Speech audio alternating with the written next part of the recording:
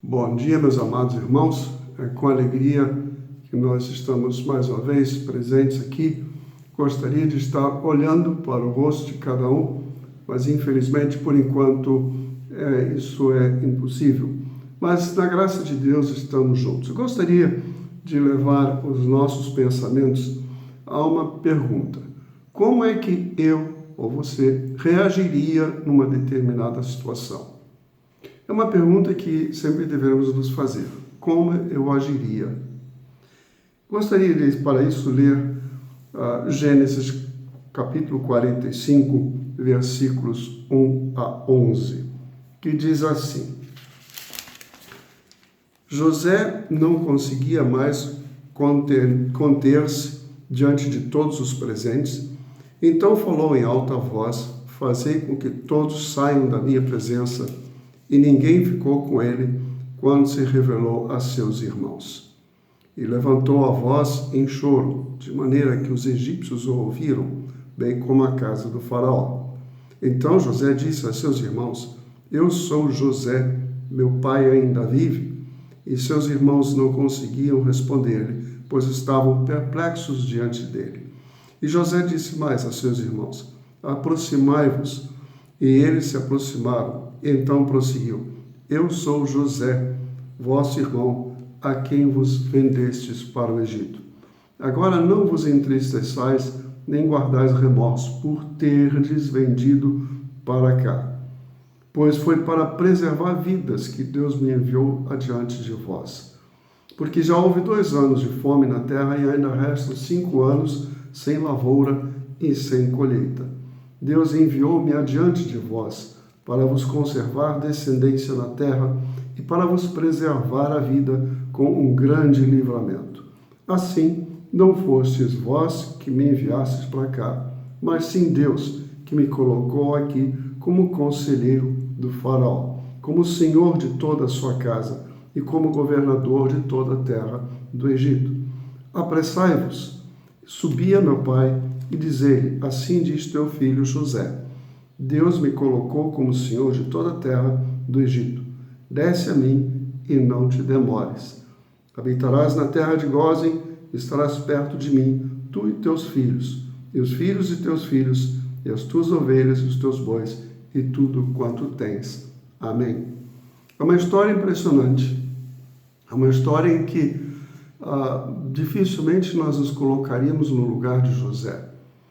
Eu já tenho visto algumas pessoas se colocarem no José, sim, lá no Egito, mas até ele chegar lá, até nós chegarmos a uma vitória final, grande, cabal, o que é que precisa ser feito?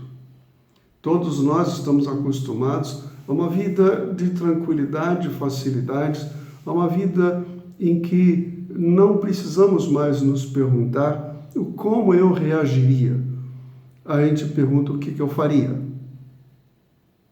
Uma grande diferença entre como eu agiria para o que eu faria. Fazer, você faz. Agir é que são elas. Agir significa tua forma de pensar, significa a tua forma de se acomodar ou não na situação, como você vê a situação na qual você se encontra. Há muitas pessoas que na vida falam que não sabem o que fizeram para merecer a situação na qual se encontram. Será que essa é a pergunta certa? Será que essa é uma reação adequada para quem conhece Cristo Jesus como Salvador e Senhor? A percepção de favoritismo, também nesse caso, é importante ser considerada. Favoritismo é um dos maiores fatores de rivalidade entre pessoas, especialmente nesse caso aqui, entre os irmãos. A doutora Barbara Howard, pediatra de desenvolvimento comportamental, ela fala e toca nesse problema. Aqui, no caso, José, personagem do Antigo Testamento, é um exemplo. Ele era um filho mais jovem, mais novo, e se tornou um favorito do pai. E o que deixava seus irmãos irados, furiosos. Eles venderam o seu irmão mais novo por raiva, por inveja, por não saber lidar com a situação de diferença entre eles. E assim eles o venderam aos comerciantes que viajavam para o Egito e fizeram parecer ao pai que foi um animal selvagem que o havia matado. Destruíram os sonhos do pai, destruíram o futuro e um futuro que parecia sem esperança até para o irmão. Assim pensaram eles que resolveram o seu problema de rivalidade.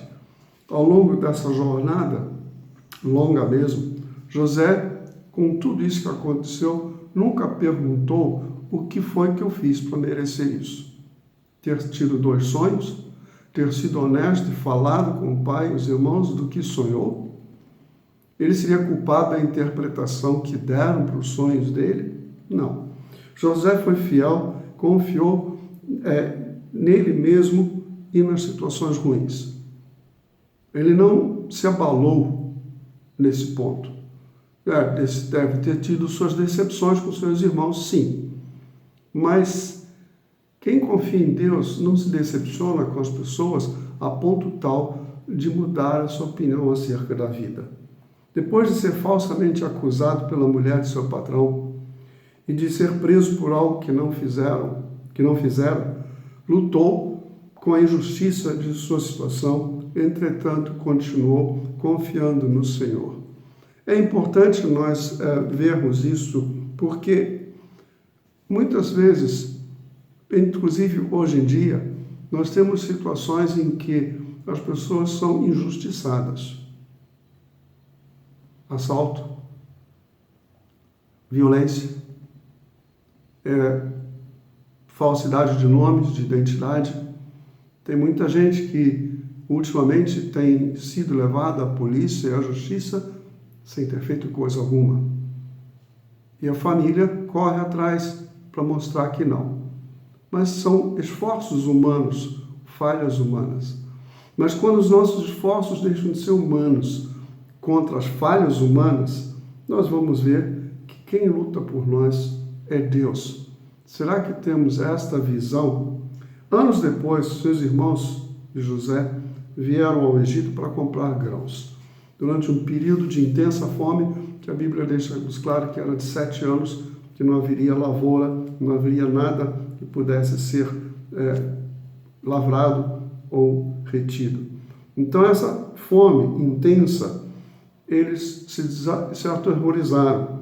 E ao descobrir que o seu irmão mais novo, o qual eles desprezaram, era agora o primeiro-ministro de Faraó no Egito. Uau! Como é que pode?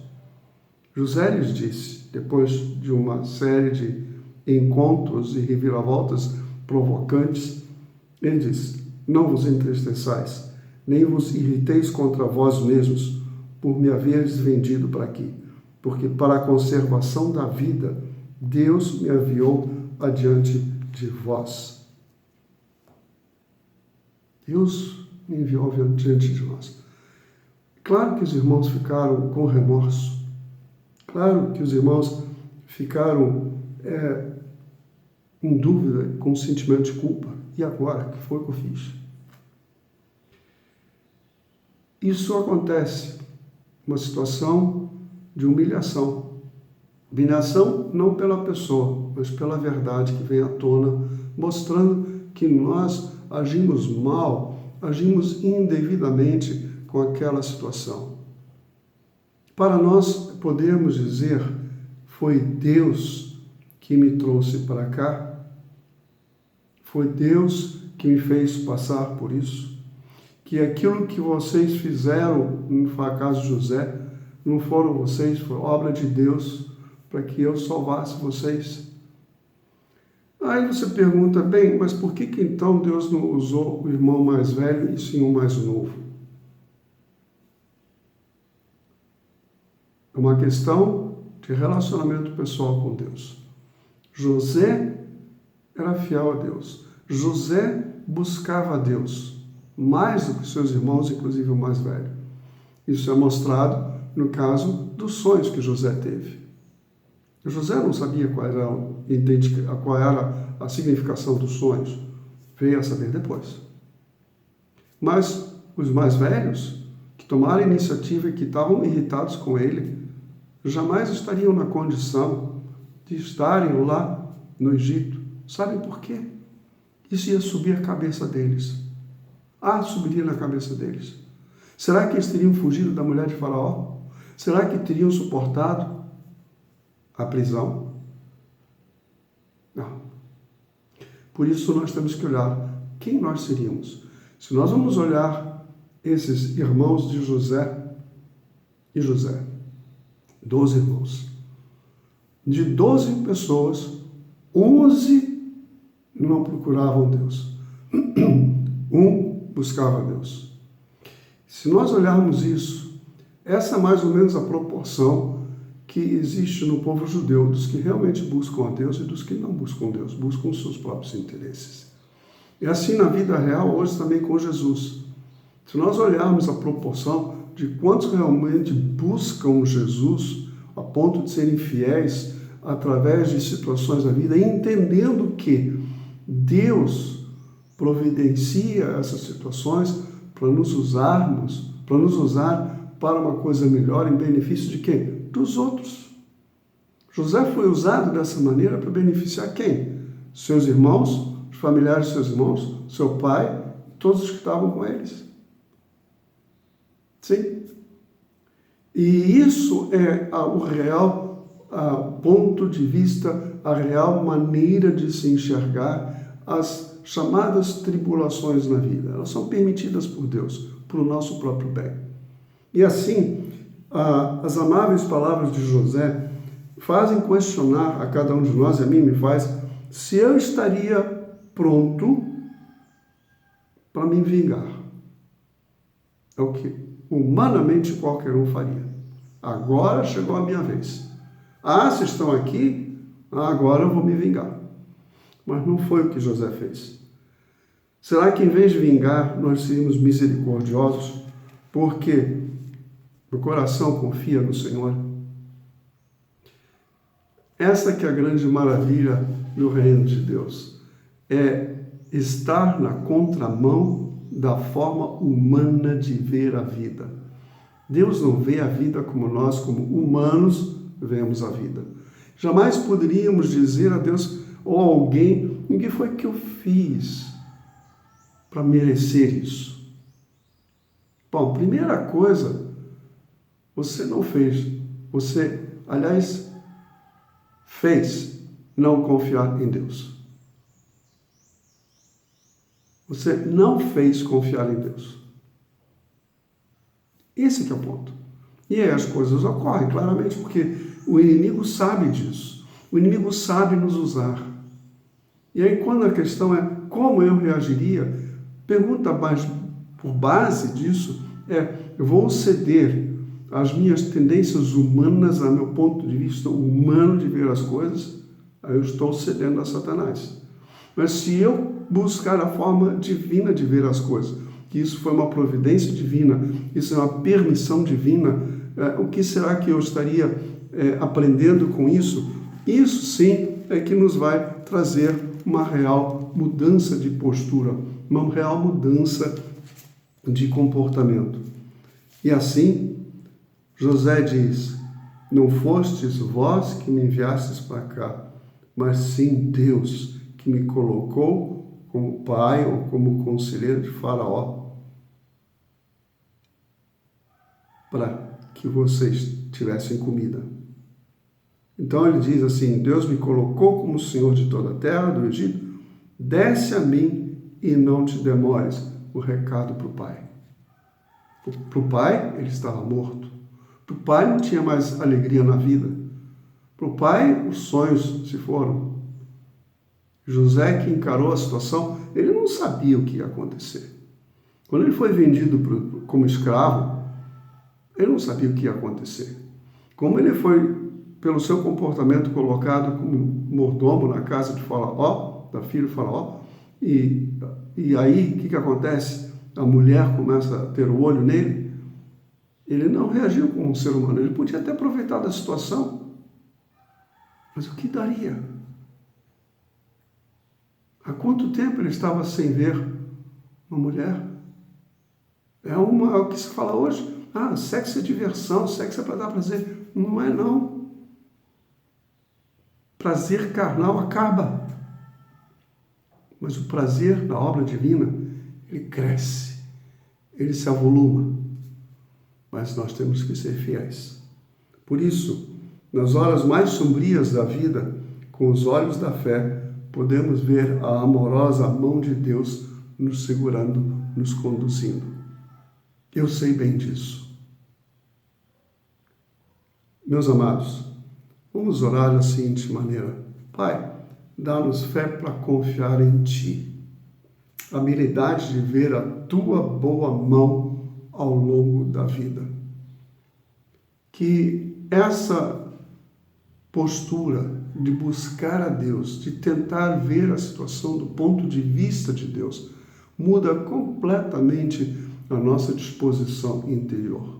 Nos capacita, nos fortalece, nos traz felicidade, que é expressa através de momentos de alegria, e isso nos torna pessoas mais sábias. E essa atitude vai acalmar os outros. Pode até ser que não. Nem todos gostam disso. Isso aconteceu com Jesus, aconteceu com os discípulos. Mas ainda que aconteça assim, temos que lembrar de uma coisa, que Jesus disse: quando fizerem alguma coisa contra vós por minha causa, não é contra vocês que fazem, é contra mim. Então, é uma outra maneira de novo de ver. Você confia em Jesus e está sendo chacota na boca e nos olhos dos outros? Eles estão fazendo isso com Jesus, não com você. Então, com isso, toda aquela pressão emocional que poderia haver em nós, toda aquela tristeza, todo aquele choro que cresceria em nós de forma humana, se desfaz, ela desvanece e nos fortalece, nos capacita para caminharmos e darmos mais palavras de consolo e de conforto àqueles que antes nos queriam mal. Meus amados, como eu reagiria? Nós temos que encarar o dia diante de nós, a semana, os anos, os meses diante de nós, sempre com essa pergunta, antes de chegarmos lá, como eu reagiria? Em meu lugar, o que faria Jesus? José diz claramente, não foram vocês. Não guardeis remorso por terem feito o que vocês fizeram. Foi para preservar vidas que Deus me enviou adiante de vós. É para preservar vidas que Deus nos deixa passar por certas coisas. A começar da nossa própria.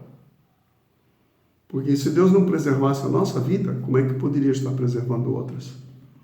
Então, às vezes, aquela pressão que vem por prisão, por sofrimento, escravidão, como aconteceu com José e coisas semelhantes que podem ocorrer hoje, são para nos permitir tempo para refletir, buscar o Senhor, para Ele nos tornar úteis no seu reino. E, obviamente, Deus cuida de nós de uma forma muito mais régia do que qualquer um de nós poderia fazer. Deus abençoe o seu coração. Que Deus fale ao seu coração. Pense que Deus precisa, quer usar você, mas seja fiel a Ele. Oremos. Ó Senhor Jesus, obrigado pelas horas difíceis que nos tens dado, que nos fazem olhar para Ti.